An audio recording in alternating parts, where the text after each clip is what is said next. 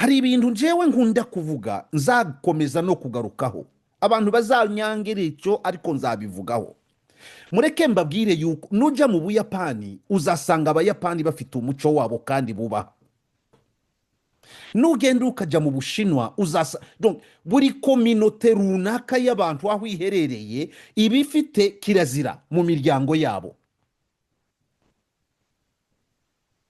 Ariko iwacu muri Afurika mu bihugu byinshi dusigaye twarafashe ngaho culture z'iwacu, imico y'iwacu c'est de la foutaise. Kugendera mu muco w'iwacu nuko twaba twarasigajwe inyuma n'amateka nguko bivugwa i Rwanda bahawe amazina, noneho tukumva yuko kubaho muri lifestyle cyangwa mu buzima bw'abanyamahanga ari byo bitunogeye.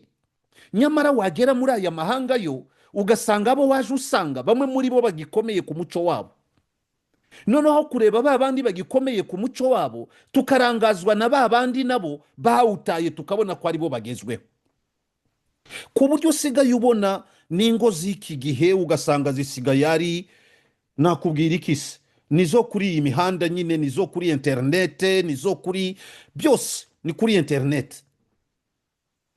Kandi kuri izi internet murabizi sihura ajya gushakira umuco.